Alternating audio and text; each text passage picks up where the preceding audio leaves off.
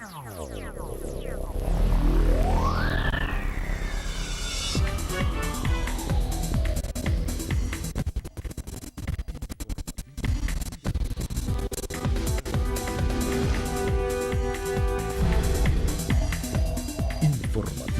Mira TV está en ti. Amigas y amigos, sean todos y todos bienvenidos a la entrevista meridiana. Como siempre, un verdadero placer contar con su amable audiencia. Hoy nos complace presentarles a nuestro invitado. Se trata de Felipe Mujica, presidente del Movimiento del Socialismo Más, quien nos honra con su presencia. Muchísimas gracias, Felipe, por estar aquí con nosotros. Bienvenido.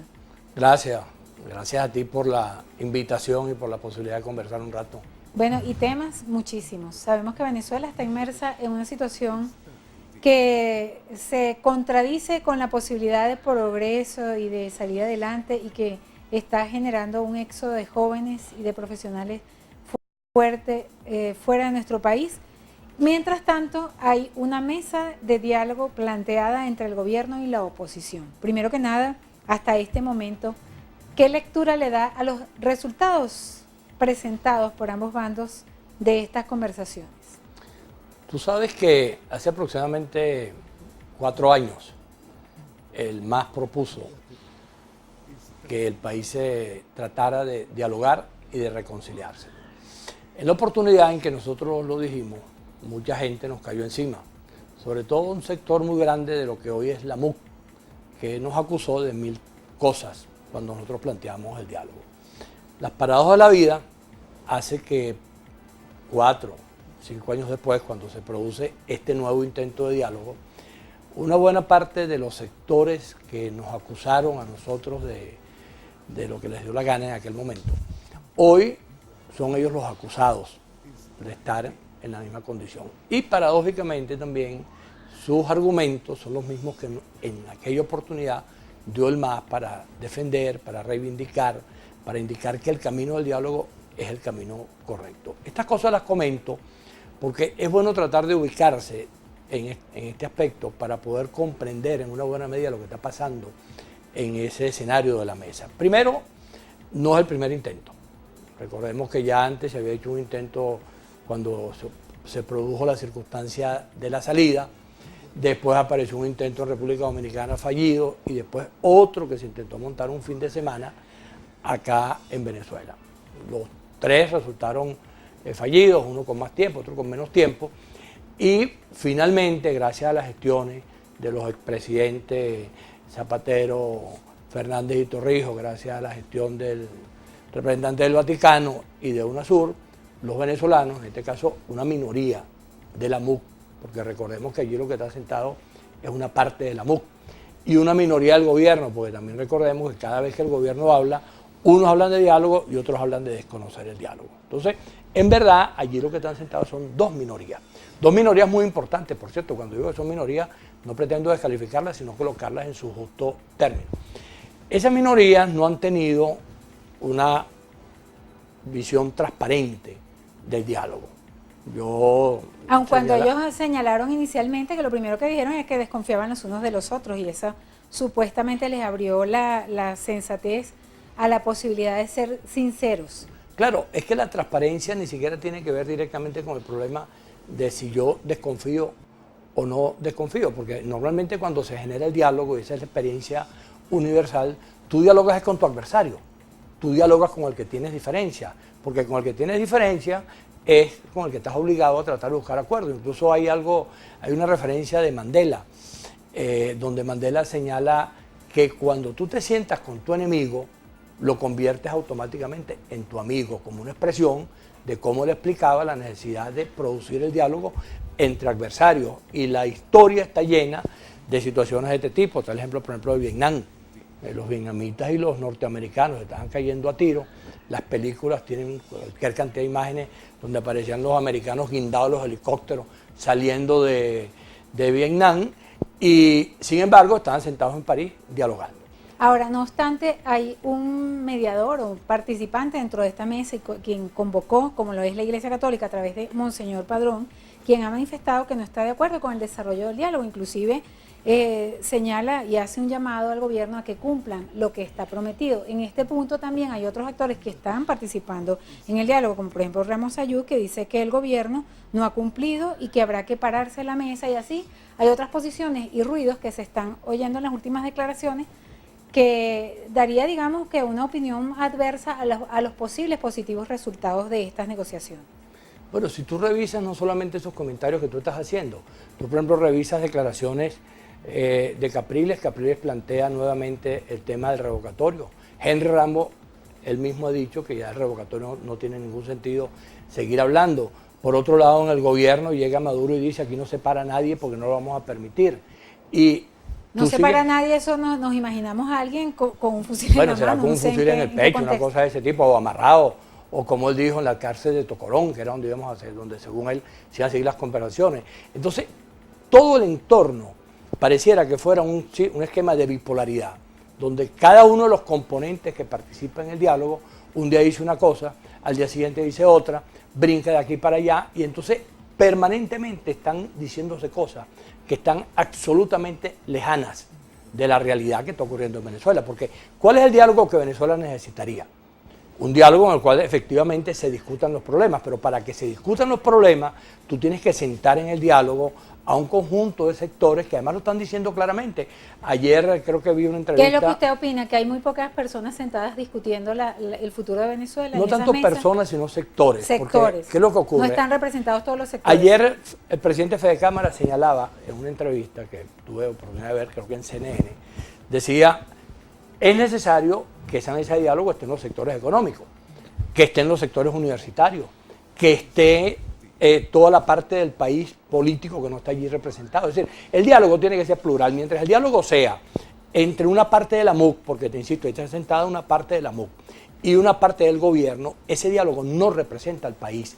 Es un diálogo de sectores minoritarios. Si queremos dialogar colocando a Venezuela en letras mayúsculas como el centro del diálogo, es obligatorio que allí haya un conjunto de sectores que estén dispuestos definitivamente a discutir y a buscar soluciones, y no simplemente a colocar el diálogo en una especie de quítate tú para ponerme yo, o jalando la brasa para mis amigos. Hay quienes opinan que todo esto ha beneficiado al gobierno. Por ejemplo, si tomamos en consideración que sectores de la oposición se han sentado en el diálogo, se han sentado a dialogar, o particularmente de la MUT, y en Venezuela no está planteado aún un revocatorio, no se han convocado elecciones a gobernadores y a entes regionales, y que simplemente el gobierno está ostentando el poder, inclusive con el presidente diciendo que el que se pare, no sé cuál será la amenaza posterior. Si tú revisas lo que ocurrió el 6 de diciembre y el cuadro de fuerza que en ese momento se produjo en Venezuela, es evidente que el país se pronunció abiertamente de una manera. Nosotros en aquella oportunidad señalamos, en el caso del MAS, que era una equivocación de los venezolanos votar de manera polarizada. Porque señalamos que si se votaba de forma polarizada y era verdad lo que el uno decía del otro, simplemente esa asamblea iba a colapsar. Bueno, la vida nos dio la razón porque la asamblea se convirtió, en vez de un escenario de diálogo, en un escenario de buscar soluciones, se convirtió en un escenario de enfrentamiento. Si eso no hubiese ocurrido así, en este momento nosotros podríamos estar apenas a 2 semanas de realizar la elección de gobernadores en todo el país, lo cual permitiría ratificar nuevamente una voluntad claramente expresada por el país. Y no estamos allí, sino que estamos entonces en el infierno que tú acabas de describir. Tenemos un país donde no hay revocatorio. El que no haya revocatorio no solamente es culpa de los obstáculos y del saboteo del gobierno, es culpa también de las equivocaciones y de la torpeza de la MUC en la manera en que planteó el tema revocatorio. Tampoco hay elecciones de gobernadores. El que no haya elecciones de gobernadores es culpa del saboteo del gobierno, pero también es culpa de la manera en que la MUC planteó el problema, que el revocatorio este año, lo cual le dio un argumento al gobierno para no hacer la elección de gobernadores. A eso agrégale que tenemos el conflicto de los partidos políticos. Que por cierto, hoy el Consejo Nacional Electoral publicó el reglamento de la ley de partidos políticos, reuniones públicas y manifestaciones. Ese reglamento que tú tienes allí, yo no lo he leído completo, pero lo que me han dicho hasta ahora es que es un reglamento sumamente duro para lo que tiene que ver con la situación en que están los partidos políticos. Eso hay que discutirlo, hay que aprovechar la posibilidad de que ya el reglamento esté en la mano para ver exactamente de qué se trata. Pero en todo caso, ¿qué es lo que ocurre? Que en este momento tenemos, sin elección de gobernadores, sin revocatorio, sin los partidos políticos legales, con un presidente con el 80% en contra y además de eso con un país que tiene como centro de su traducción de cómo está viviendo una palabra que es incertidumbre. Y quizás sin Asamblea Nacional, porque todo lo que dice la Asamblea Nacional, el Tribunal Supremo de Justicia lo echa para atrás. Por ejemplo, hoy declararon constitucional la prórroga del estado de excepción y emergencia económica que solicitó el presidente. Sin duda, porque ¿qué es lo que ocurre? La manera en que la Asamblea Nacional comenzó su periodo, el hecho de que Henry Ramos haya comenzado por señalar que el 5 de julio no estaría Maduro de presidente, haciendo una cosa absurda desde el punto de vista político, porque yo no he visto nunca en la política que una organización de esa naturaleza se proponga hacer eso y pensar que no va a crear un conflicto político, como en efecto lo produjo. Entonces, la confrontación de poderes, ¿qué ha traído como consecuencia? Bueno, que la Asamblea Nacional es una institución en minusvalía, una institución que todo el mundo sabe que las decisiones que toma no se van a implementar, e insisto, no se implementan no solamente porque el gobierno o el Tribunal Supremo la sabotee, que es verdad, también no se implementan porque la manera en que llegaron a ese punto produjo precisamente la circunstancia de que permitieron que ese saboteo institucional se hiciese presente. Todo eso está colocado dentro de ese concepto que yo llamo el infierno venezolano. En la próxima parte me gustaría que nuestro invitado responda la gran pregunta que se hace todo el pueblo venezolano. ¿Hacia dónde va el país después de todo este contexto que estamos viviendo? Felipe Mujica, presidente del Movimiento al Socialismo Más, con nosotros.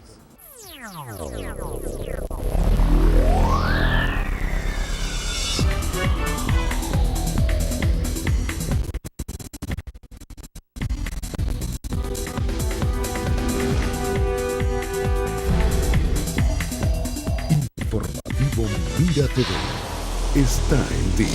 Continuamos, amigas y amigos, en la entrevista meridiana, hoy conversando con Felipe Mujica, presidente del Socialismo Más. Y precisamente quedamos con él para conversar acerca de su opinión en cuanto a dónde va Venezuela, tomando en consideración el contexto social, político y económico que está viviendo nuestro país. Yo te señalaba en la primera parte de la entrevista que la palabra que expresa claramente lo que los venezolanos podemos sentir en este momento es la incertidumbre. Entendiendo claramente por incertidumbre el concepto según el cual no sabemos qué viene, ni sabemos hacia dónde vamos, ni en qué condiciones podríamos avanzar hacia una determinada situación.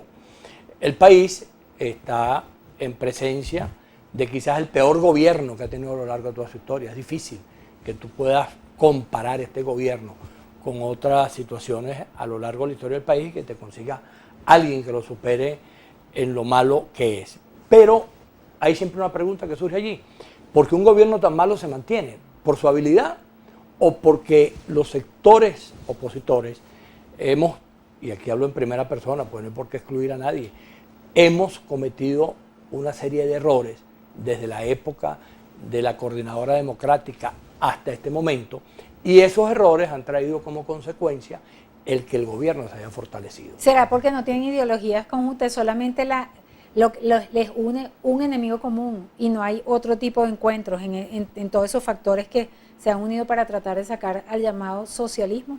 No, yo no diría que el problema es solamente ese, el que haya como punto de encuentro solamente el enemigo común, porque recuerda que ha habido otras situaciones, por ejemplo la chilena, que es muy parecida a la nuestra, en donde había también un adversario común, que era Pinochet, y se pusieron de acuerdo sectores también controvertidos, como es el caso de la Democracia Cristiana y el Partido Socialista Chileno y el Partido Comunista Chileno, en función de buscar una salida democrática a la situación chilena.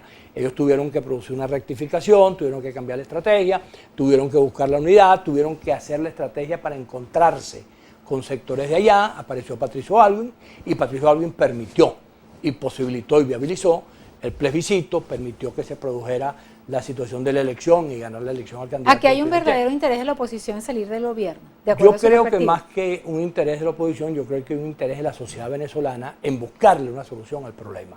Y evidentemente la sociedad venezolana, que es más que lo que está expresado en la MUC y es más que lo que está representado en el gobierno, tiene interés en que la calidad de vida, en que las condiciones en que hoy vivimos los venezolanos, el tema de la inseguridad, el tema de la inflación, todo lo que tiene que ver con el alto costo de la vida, con el desabastecimiento, con los problemas puntuales que los venezolanos vivimos, tenga una respuesta. Y para eso, por supuesto, lo que es necesario es crear una voluntad mayoritaria que exprese una solución que necesariamente, no excluyendo, porque no se trata de excluir al chavismo ni de excluir a la MUC.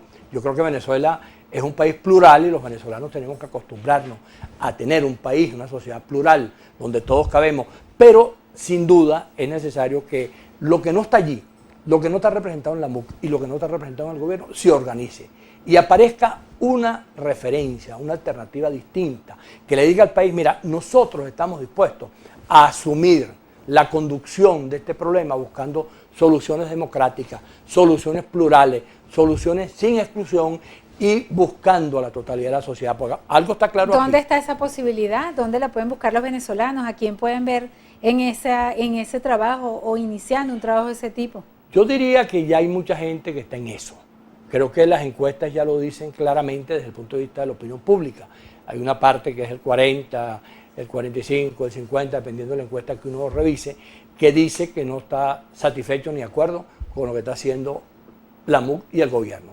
Hay sectores, por ejemplo, el MAS es un sector, Bandera Roja es un sector, Claudio Fermín, Eduardo Fernández, hay organizaciones de la sociedad civil, hay un conjunto de ¿Y cuál es la actores propuesta de políticos. este Bueno, sector? la propuesta es una solución que tenga como alternativa el país, que la solución sea fundamentalmente darle respuesta a los conflictos que Venezuela tiene, que eso se pueda producir mediante un acuerdo nacional, que ese acuerdo nacional no sea excluyente, que ese acuerdo nacional implique reconocer al otro, que nos coloquemos frente a la necesidad de entender que la solución de los problemas no se puede hacer de manera parcial, que la totalidad debemos estar. Eso hay que construirlo, eso no es que está allí hecho y que está a la disposición, no, ese esfuerzo hoy el país lo necesita. El país necesita que haya otro factor que, distinto a la MUC y distinto al gobierno, pueda actuar en la realidad política venezolana y pueda moderar el desastre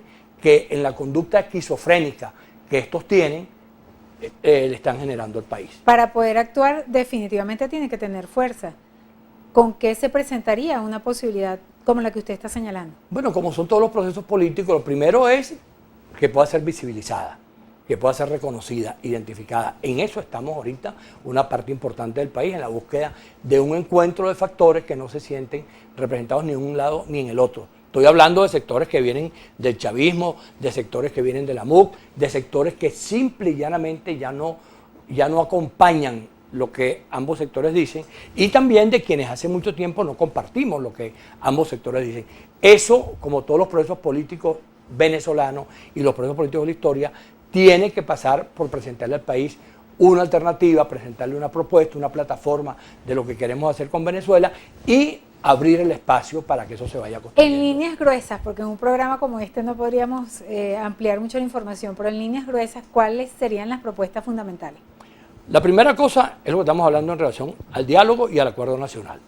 Un acuerdo nacional que asuma como centro darle respuesta a los conflictos que hoy tenemos los venezolanos, que permita que el país recupere sus espacios democráticos, que permita que todo lo que en este momento nos aleja de la convivencia entre venezolanos, como por ejemplo el tema de los presos políticos, el tema de la persecución, quede fuera del contexto de la sociedad venezolana y se ha resuelto ese problema, que de la misma manera haya respuestas claras en cuanto a la posibilidad de que mecanismos como la presencia de los partidos políticos, la presencia de una situación electoral en la cual se pueda revisar no solamente la manera en que la gente participa, sino también la manera en que finalmente quedan electos los representantes populares, que el mecanismo de la proporcionalidad esté presente y que evite que este esquema polarizado, que es uno de los problemas más graves del país, porque si algo está allí presente de una manera tal que obliga a tener que abrir un espacio distinto, es la polarización, porque la polarización termina siendo al final